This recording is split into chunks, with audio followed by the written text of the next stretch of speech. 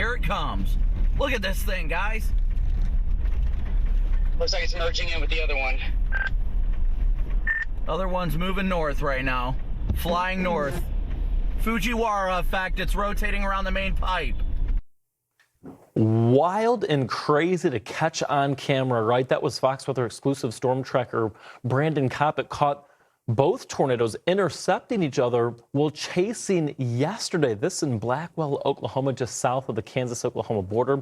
It's what's known as a Fujiwara effect in its truest form, basically where you have two circulations that circle around each other. It's like a little tango or a little salsa dance, if you will. Yeah. Thank goodness, though, Britta, this occurred out in the middle of an open field.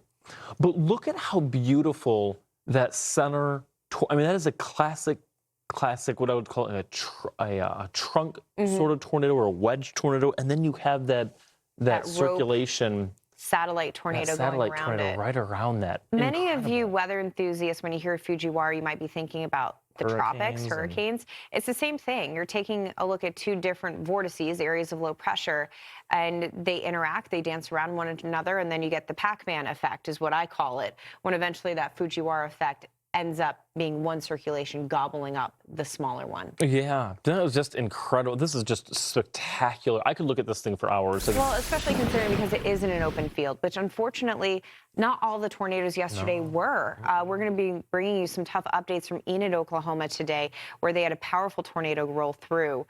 This morning, we're tracking some rain across Missouri and thunderstorms as well. We had one short-lived severe thunderstorm warning about an hour ago. Thankfully, right now, everything's subsevere, but look at that lightning show in West Plains, which actually, West Plains, Missouri, hats off to our awesome producers, by the way. You guys are incredible.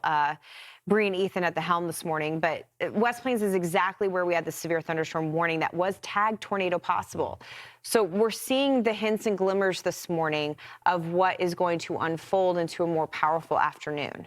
Yeah, exactly. And later on today, especially after lunchtime and more so around dinner time tonight, really it's going to be hail, which could be fairly large at times. We're talking several inches in diameter. And then damaging winds are going to be a huge threat in this too, Britta. Yeah, this line of storms that's really the leftovers of yesterday is kind of drifting south into our severe weather zone. So now we enter this time frame where we're waiting for the atmosphere to kind of reload. I don't think these thunderstorms are going to completely fall apart, but as the sun comes up, it allows for that instability to continue to bolster up. And then we'll look at this line of thunderstorms continue to progress, and we could see strong straight line winds, hail, and even embedded tornadoes. There is a little bit of a twist in the atmosphere.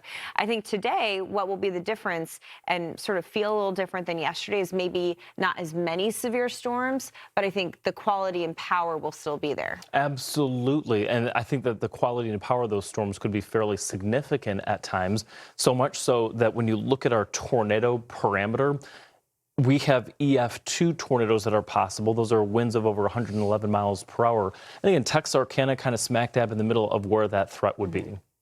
There's the tornado potential. Just like yesterday, the tornadoes that do form will have the ability to be strong. We're talking EF2 or stronger being that baseline storm strength from the Storm Prediction Center. Here's a look at where we go. Again, we're watching these storms drift into Arkansas this morning. As we go into the afternoon, you throw in the daytime heating, and here we go. 6, 7 o'clock, we're busy. We have clusters of thunderstorms, one of which is likely going to be in Mississippi, the other one southeast Oklahoma.